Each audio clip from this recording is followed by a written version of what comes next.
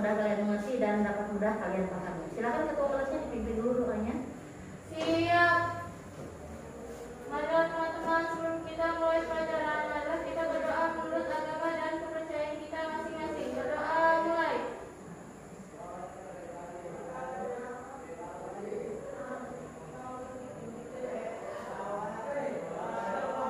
Doa selesai. Nah, sekarang silakan dibuka bukunya ya. Tadi malam Ibu sudah menyampaikan apa yang akan Ibu jelaskan hari ini. Sekarang silakan dibuka lagi bukunya. Nah, karena tadi malam sudah Ibu menyuruh kalian membaca di rumah, hari ini Ibu akan menjelaskan secara langsung ya. Tapi sebelumnya Ibu mau bertanya dulu, siapa teman kalian yang tidak hadir hari ini? Apa ada yang tidak hadir? Yosef, Bu. Kenapa Yosef tidak hadir? Sakit. Sakit. Nanti setelah pulang sekolah kita bisa jemput Yosef ke rumahnya ya. Dan kita kasih semangat supaya dia bisa sehat kembali dan bisa berkumpul bersama kita di ruang kelas yang sederhana ini ya. Oke anak-anak, seperti yang Ibu sampaikan tadi malam kita sudah Ibu kirimkan materi yang akan kita bahas hari ini. Dan puji syukur kehadiran Tuhan Yang Maha Esa karena hari ini kita masih diberikan kesehatan, sehingga kita bisa berkumpul walaupun dalam keadaan yang tidak lengkap. Satu orang teman kita tidak bisa hadir di ruang kelas ini ya. Nah, hari ini anak-anak kita akan belajar tentang listrik dinamis dalam kehidupan sehari-hari. Kalian pasti sudah tidak asing ya kalau sudah mendengar kata listrik.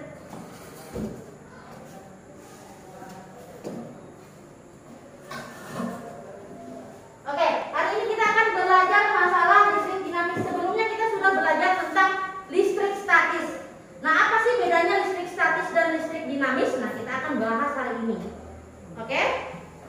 Sebelum kita masuk ke materi, Ibu akan menyampaikan terlebih dahulu kompetensi dasar dari bab ini atau pembelajaran listrik dinamis ini, yaitu kompetensi dasar 3.5, menerapkan konsep rangkaian listrik, energi dan daya listrik, sumber energi listrik, termasuk energi alternatif, serta berbagai upaya untuk menghemat energi listrik. Dan untuk kadar keterampilannya itu 4.5, yaitu menyajikan hasil rancangan pengukuran berbagai macam rangkaian listrik. Nah, untuk kesempatan kali ini kita akan belajar tentang, setelah mempelajari bab ini kalian diharapkan dapat mengetahui apa sih yang dimaksud dengan arus listrik dan hukum Kirchhoff ya. Oke. Seperti yang Ibu sudah kasih tahu tadi, kita sebelumnya sudah mempelajari tentang listrik statis.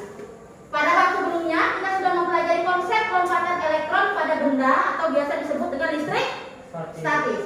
Nah, pada bab ini kita akan belajar lagi tentang aliran elektron pada suatu konduktor yang disebut sebagai listrik dinamis.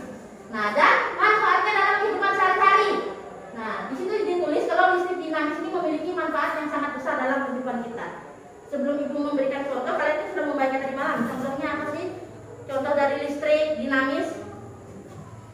Kalau listrik statis adalah listrik yang bersifat sementara kan? Contohnya apa kemarin?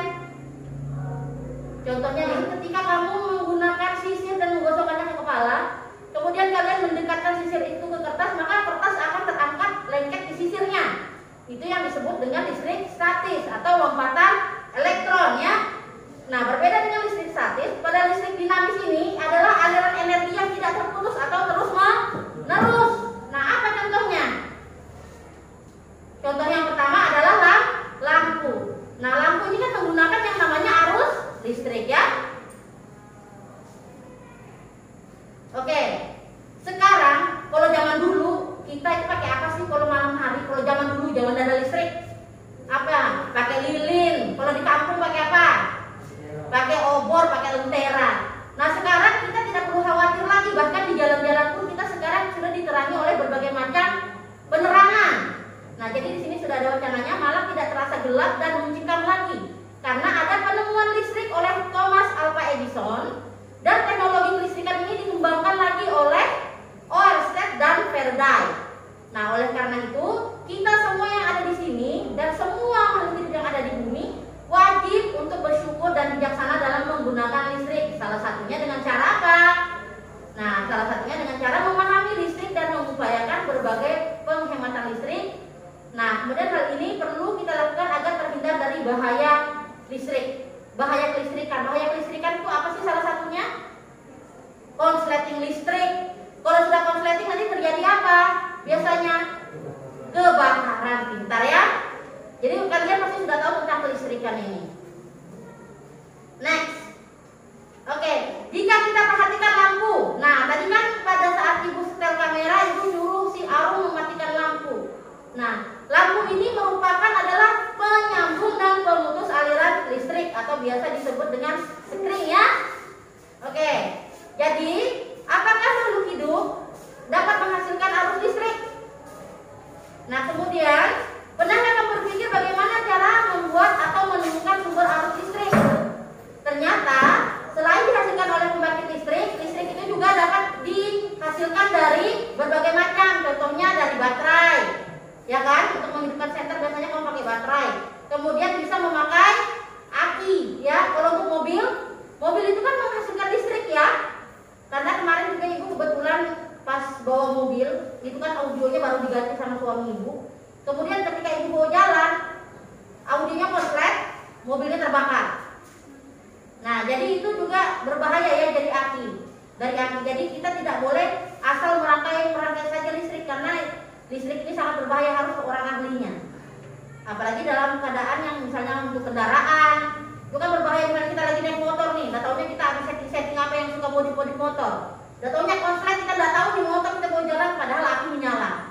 Ya, jadi kita harus berhati-hati, dan salah satu cara kita berhati-hati dengan cara mempelajari tentang listrik dinamis ya. Oke. Nah, ibu bilang tadi ketika kamu mematikan lampu atau menghidupkan lampu. Nah, di situ kan ada saklar. Saklar ini adalah pemutus arus listrik. Nah, apa sih arus listrik? Nah, perhatikan lampu yang ada di ruang kelas kita. Silahkan kalian perhatikan lampu yang ada di ruang kelas kita. Nah, tentunya kita akan menekan saklar kan? Ibu contohkan. Ketika kita ingin menghidupkan atau mematikan, pasti kita akan menekan saklar.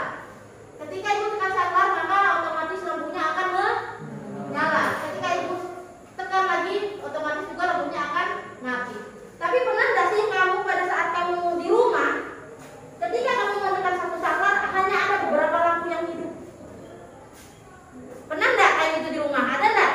Biasanya yang kita hidupin lampu tengah nih, tapi lampu depan tidak hidup. Pasti ada kan yang seperti itu? Ada. Nah, yang mengatur itu adalah saklar. Nah, saklar itu fungsinya adalah untuk memutus arus listrik ya.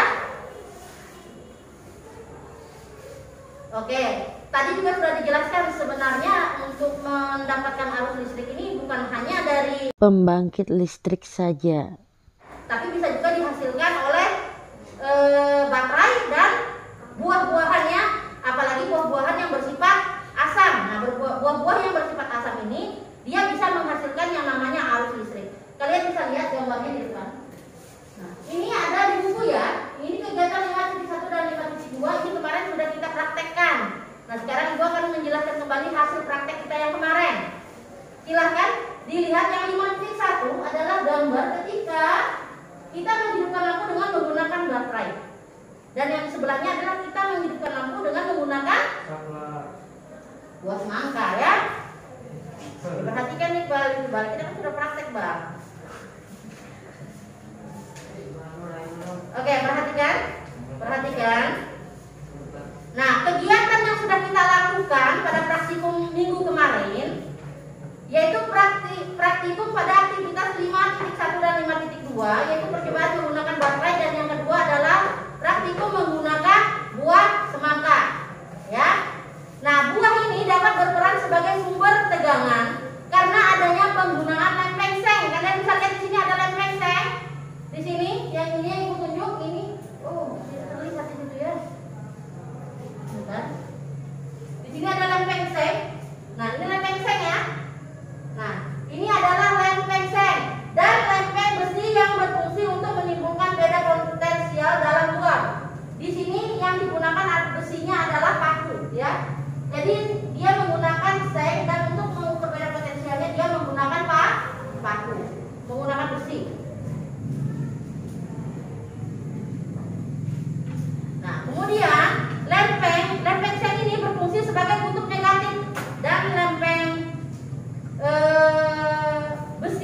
sebagai kutub positif ya. Jadi yang lempeng seng ini sebagai kutub negatif dan yang paku atau besi sebagai kutub positif. Mengapa dia harus negatif dan positif? Karena kalau dia negatif dan negatif maka dia tidak akan menghasilkan arus listrik ya. Kalau dia negatif positif maka dia akan menghasilkan arus listrik. Ini adalah ampermeter. Ampermeter kita tidak punya alatnya ya. Kalian bisa lihat di Google nanti. Ampermeter tugasnya adalah untuk mengukur arus listrik ya. Next. Nah, jika kamu perhatikan ada sambungan dari baterai, lampu dan kabel, atau sambungan dari semangka atau jeruk, lampu dan kabel. Kalian bisa lihat kabel yang ada di depan. Dia itu kan saling keterkaitan ya. Dari baterai ke lampu, lampu ke saklar. Dia itu rangkaian kabelnya itu saling bersambungan, saling menyambung ya, agar arusnya tidak terputus. Apa guna saklar tadi? Gunanya saklar tadi apa? Untuk memutus aliran listrik, untuk menyalakan dan mematikan lampu itu tadi ya.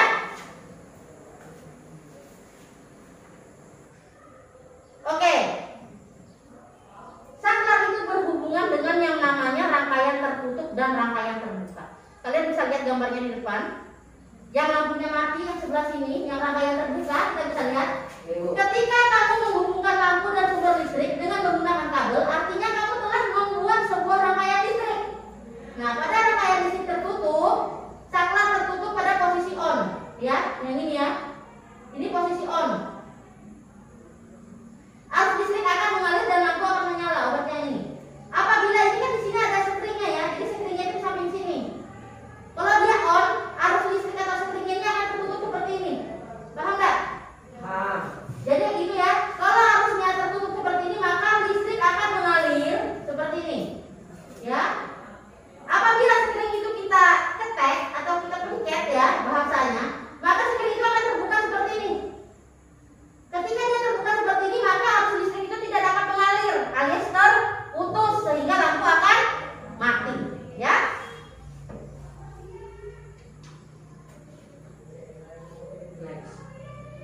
Oke, di sini kamu bisa lihat ada rangkaian listrik dengan menggunakan apa?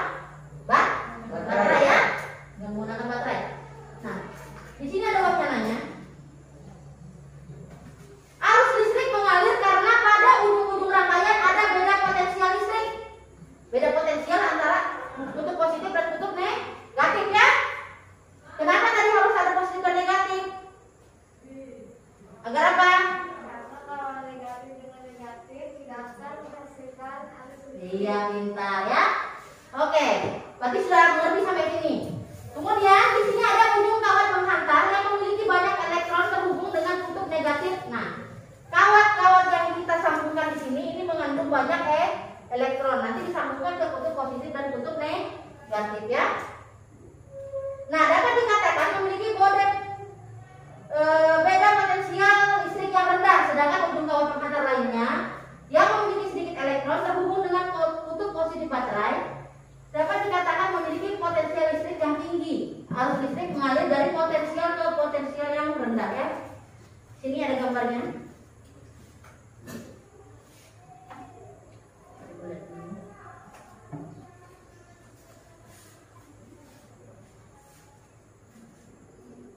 Oke, ini ya.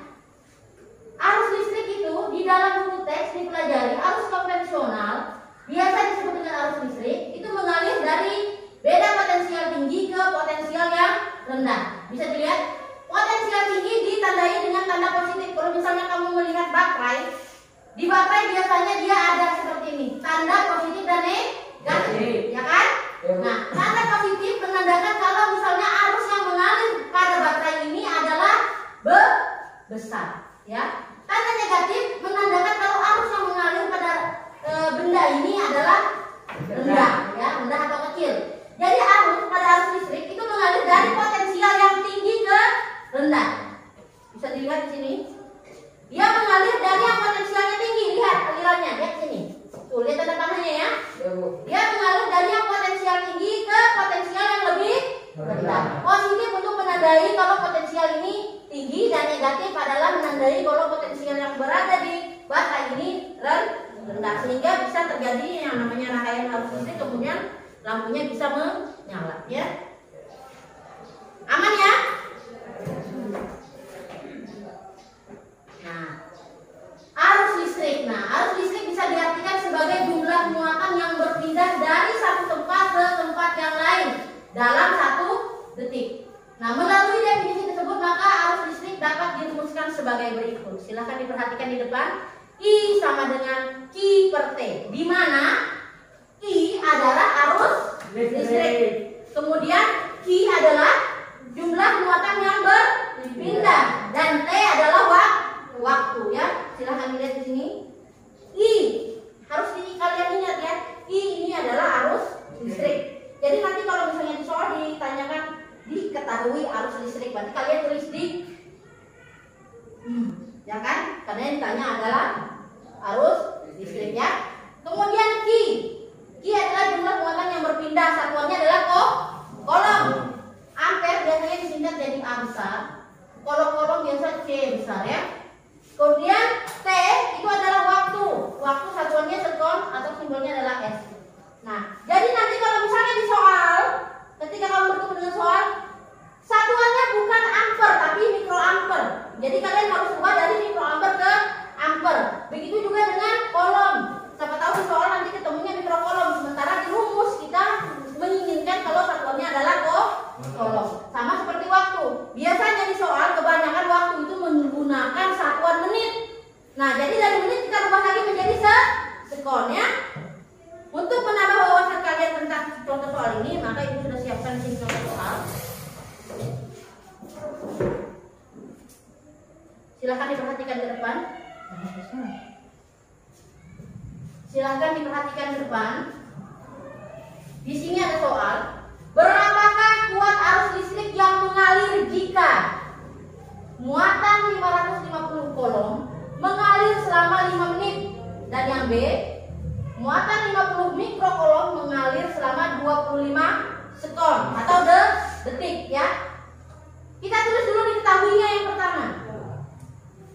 Kita lihat dari soal. Dia menanyakan berapakah kuat arus listrik yang mengalir jika muatan. Muatan tadi simbolnya apa? Q, ya. Muatan simbolnya Q. Berapa nilainya? 550. Ya. Suaranya. Kemudian waktunya juga diketahui berapa? 5 menit. Oke. Tadi satuannya pada rumus kita sudah tahu kalau satuan T adalah sekon. Sementara di sini satuannya adalah menit. Berarti dari menit kita harus rubah ke sekon. Jadi 5 dikali 60. Mengapa 60? Karena 1 menit sama dengan 60 detik. Jadi tinggal dikalikan saja 5 dikali 60 sama dengan 300 sekon. Nah, oke. Kemudian yang ditanya apa? Yang ditanya adalah kuat arus listrik. Kuat arus listrik itu simbolnya adalah I. Masukkan rumusnya. I sama dengan Q per T. Kita sudah ketahui tadi Q nilainya adalah berapa? 550. Kemudian kita bagi. Ikuti rumusnya. Dibagi T-nya berapa? 300 sekon. Tinggal kita bagi saja 550 dibagi dengan 300. Berapa hasilnya? 1,83 ampere. Gampang, ya. Kita hanya tinggal membaginya saja. Sampai sini ada yang bertanyakan? Aman, ya? Oke. Kalau gitu kita lanjut ke soal nomor 2 atau soal yang kedua, yang B. Perhatikan di sini, soal yang sama, ya. Di sini muatan yang diketahui adalah 50 mikrokolom. Berarti Q-nya adalah 50 mikrokolom, ya. 50 mikrokolom. Nah, mikrokolom kita harus rubah ke kolom. Karena di rumus yang tadi di awal, dia minta kalau Q itu sama dengan kolom, bukan mikrokolom. Jadi kita harus rubah dari mikrokolom ke kolom. 1 kolom sama dengan 1 dikali 10 pangkat min 6. Jadi tinggal kita kalikan sama yang ini, Q-nya. Berarti 50 kali 1 berapa? 50 kali 1? 50. Berarti hasilnya adalah 50 kali 10 pangkat min 6, ya. Kemudian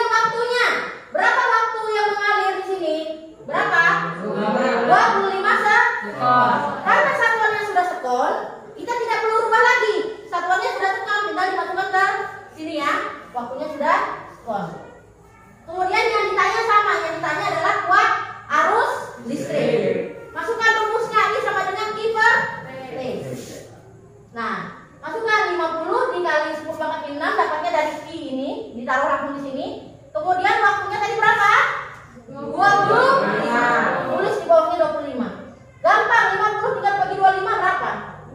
2. Ini tadi ada bilangan pernya, jadi hasilnya adalah 2 dikali 10 pangkat min 6 ampere. Gampang ya? Gampang. Apa sih yang ditanyakan? Aman. Kalau aman kita next.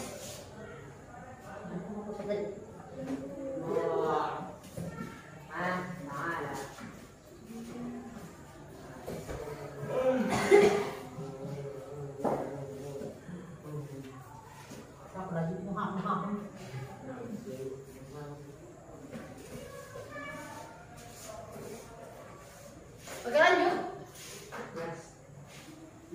Ini contoh soal yang kedua. Contoh soal yang kedua sama seperti tadi, tapi yang tadi yang ditanyakan adalah kuat arusnya. Kalau yang di sini yang ditanyakan adalah muatan listriknya. Dengan menggunakan rumus yang sama. Tadi rumusnya apa sih? I sama dengan Q per T kan? Kalau yang tadi yang ditanya adalah kuat arusnya, sekarang yang ditanya adalah muatan listriknya ya. Perhatikan di depan. Berapakah muatan listrik yang mengalir jika A. Arus 2 mikroampere lewat selama 5 menit. Yang B. Arus setengah ampere lewat selama 2,5 menit. Diketahui apa di sini? Yang A. Apa yang diketahui? 2. Yang diketahui apanya? Arusnya. Arus simbolnya I. Jadi kita tulis I sama dengan berapa jumlahnya? 2 mikroampere. Tulis di sini I sama dengan 2 mikroampere. Nah, karena di rumus dia meminta bukan satuannya bukan mikroampere tapi ampere. Jadi 1 ampere bisa dilihat catatan A. Ampere ke mikroampere sama dengan 1 dikali 1000. Kemudian mikroampere ke ampere 1 dibagi 1000. Nah, karena di sini adalah mikroampere ke ampere ya kan? Berarti kita pakai yang mana? Berarti 2 dibagi 1000 ya. 2 bagi 1000. Hasilnya adalah 0,002. Itu adalah pecahan desimal ya. Nah, kalau misalnya kamu pakai 0,002 boleh. Tapi kalau kamu mau rubah ke bilangan berpangkat juga boleh. Jadi 2 kali 10 pangkat min 3. Kenapa 2 kali 10 pangkat min 3, Bu? Karena 2 dibagi 1000. 10 pangkat min 3 ini berarti 0,001 ya. Karena di sini 0,02. Jadi dia 10 kali 10 2 dikali 10 pangkat berapa nolnya? 3. Berarti min 3. Karena dia 0, tapi kalau dia 300 berarti dia 1 dikali 10 pangkat 3 positif. Kalau misalnya dia tidak 0, ya. Kalau dia bilangannya tidak 0, berarti dia positif. Karena di sini dia pakai 0, jadi bilangannya negatif.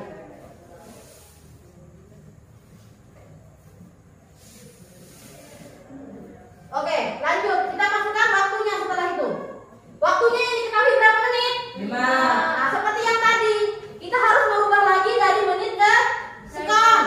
Berarti 5 dikali 60. 5 kali 60 sama dengan 300. Masukkan nilainya di sini. Ya, karena yang diketahui I, rumusnya kan I sama dengan Q per T. Ya. Nah, yang diketahui I berapa? I-nya 2 kali 10 pangkat min 3. Kemudian Q-nya kan yang ditanya, berarti belum ada. Kemudian per T. T-nya berapa? 300 sekon ya. Langsung aja dimasukkan. Kemudian karena yang mau ditanyakan adalah Q-nya, maka Q kita pindahkan ke depan. Ya kan? Yang ini pindah ke dalam. Jadi 2 kali 10 pangkat min 3 dikali 300. Hasilnya adalah 600 dikali 10 pangkat min 3. Paham ya? Oke, yang B. Next. Soal yang kedua.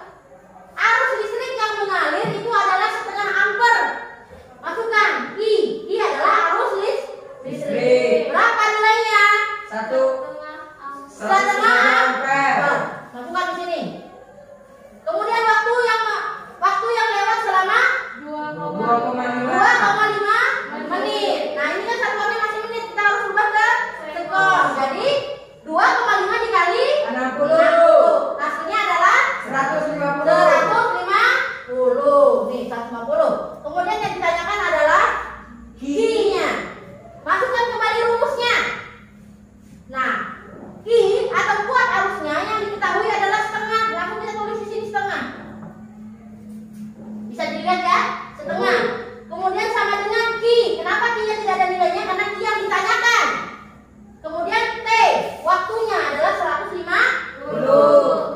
Ini langsung kita kali silang. 150 dikali 1 150. Tulis di sini 150. 2 dikali Q 2 Q ya. Nah, sekarang karena yang ditanyakan Q-nya akan kita pindahkan ke depan lagi. Jadi Q sama dengan 150 dibagi 2. 150 bagi 2 berapa? 75. Oh. Nah, kalau tadi satuannya adalah ampere ya. Karena yang ditanya adalah kuat arus. Nah, yang di sini yang ditanyakan adalah muatan listrik. Muatan listrik satuannya adalah coulomb. Oke, karena kalian sudah mengetahui sudah mengerti apa itu arus listrik. Nah, sekarang kita belajar tentang hukum Kirchhoff ya. Silakan dilihat dulu apa sih itu hukum Kirchhoff. Silakan dilihat, diamati dulu. Oke, next kita masuk ke hukum Kirchhoff. Bisa dilihat di depan ya.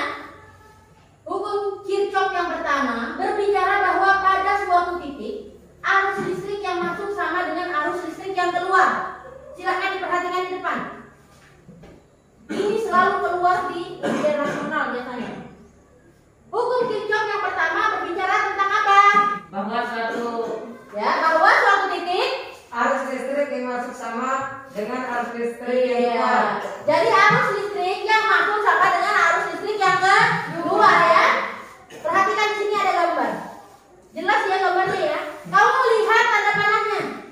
Lihat di sini ada tanda panah. Perhatikan. Tanda panahnya ada yang masuk, ada yang keluar. Sekarang kalian perhatikan. Yang tanda panahnya masuk yang mana saja? I berapa? I2. Ya kan? I2 kemudian I3. Tulis di sini. I2, I3. Kemudian yang masuk berapa lagi? I4. Masuk sama dengan keluar, ya.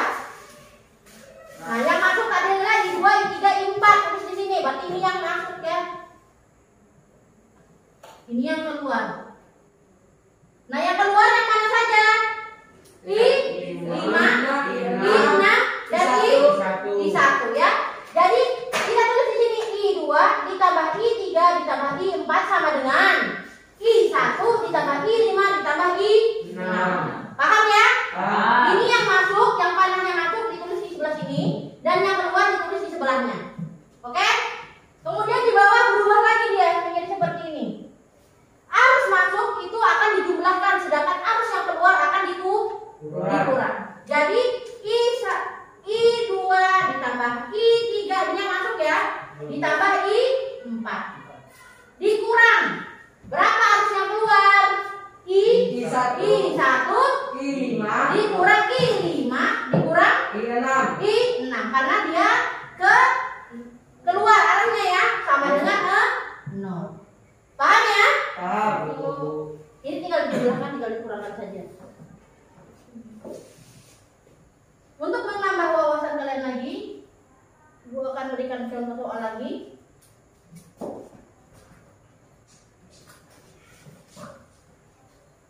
Nah, silakan diperhatikan di depan.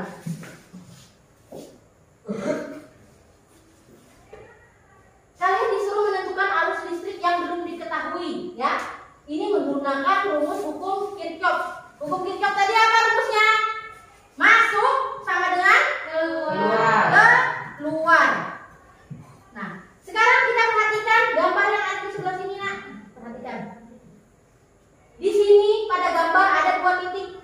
Ini titik yang pertama dan ini titik yang kedua. Berarti kita disuruh menghitung 2 kali.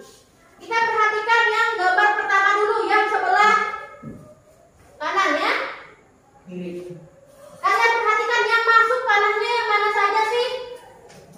Yang masuk panahnya yang ini ya, 10. Kemudian 12. Kemudian 8. Tulis di sini 10 ditambah ditambah 8 ditambah 12. Itu untuk yang masuk. Kemudian yang keluar, kita lihat tanahnya yang keluar yang mana?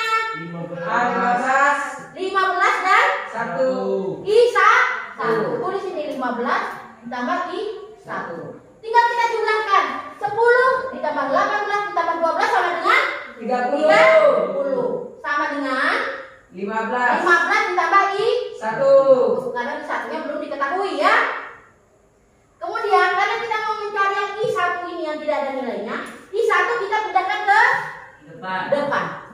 Jadi 30 dikurang 15. 30 dikurang 15 sama dengan 15 ampere. Ketemu I1-nya. Nah, ini I1-nya. Ketemu sudah I1-nya. Paham ya? Nah, setelah kita ketemu I1-nya, kita masuk ke gambar kedua yang ada di sebelahnya. Caranya sama. Kita perhatikan dulu yang masuk. Warnanya yang mana saja? A5. Ini dulu masuk ya. Oh ya Bu. I1. Kemudian A5. Tulis ini I1 sama 5 ya. 5A itu artinya 5 ampere ya. Next, yang keluar. Kita lihat kalau yang keluar apa saja? 7A. Kita tulis 7 di sini. Kemudian I2.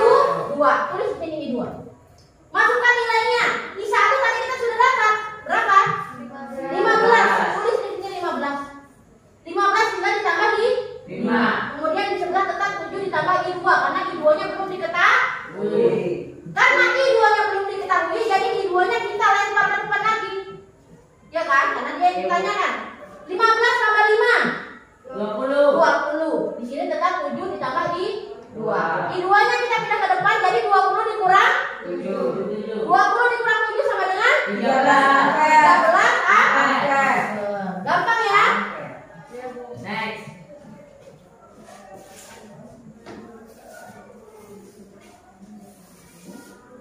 Sampai sini ada yang mau ditanyakan? Tidak, Bu. Kalau tidak ada yang ditanyakan, Ibu akan membagikan kalian LKPD. Ibu akan membagikan LKPD, nanti satu orang silakan maju ke depan ya. Makasih Bu.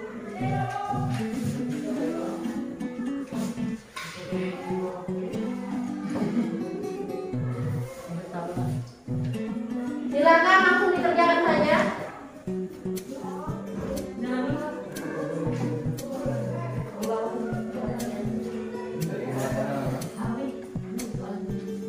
Jadi nanti satu orang maju ke depan ya.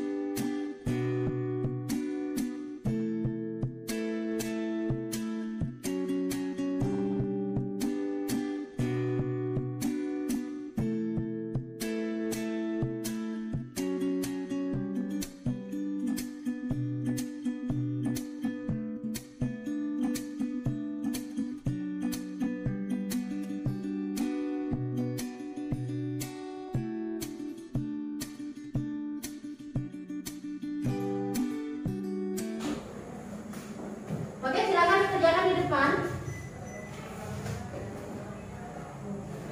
Kerjakan di depan LKPD yang sudah Ibu kasih tadi. Silakan satu orang maju ke depan. Saya, Bu. Ya, silakan Evan.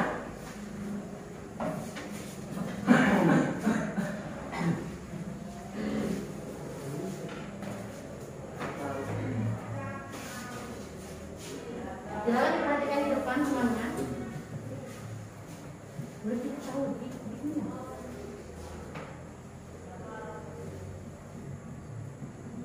Kita tahu apa yang kita tahu. I sama dengan I sama dengan. Nah, hapus I per T-nya. Ini dia I sama dengan itu tahu I sama dengan I sama dengan ini. Sama T di bawah I. T sama dengan satu. Di DIT bawahnya I besar. Bukan rumusnya yang tulis yang kamu.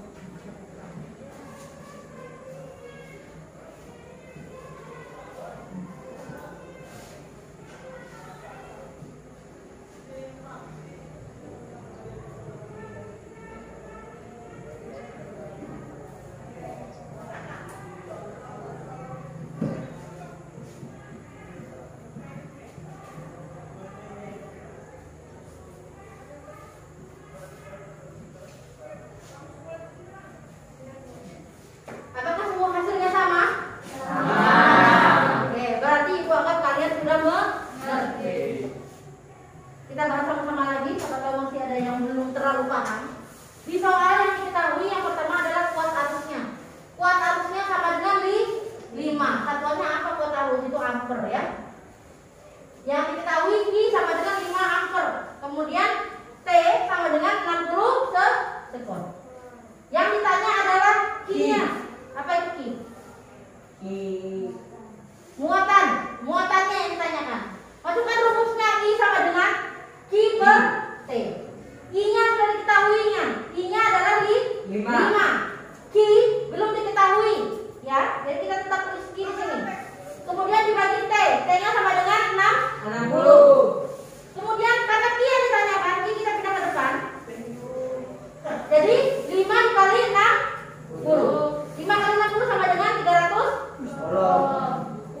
Jadi kalian sudah mengerti ya? Iya, Bu. Atau mungkin ada yang masih mau ditanyakan? Udah ya, aman ya? Kalau begitu ibu minta satu orang untuk menyimpulkan. Justina, silakan. Arus listrik bisa diartikan sebagai jumlah muatan yang berpindah dari satu tempat ke tempat yang lain dalam satu titik. Melalui definisi tersebut, maka arus listrik bisa dirumuskan sebagai berikut. I sama dengan I per T, di mana I arus listrik ampere, I jumlah muatan yang berpindah kolom, T waktu atau sekon. Ya, betul. Tepuk tangan buat temannya ya.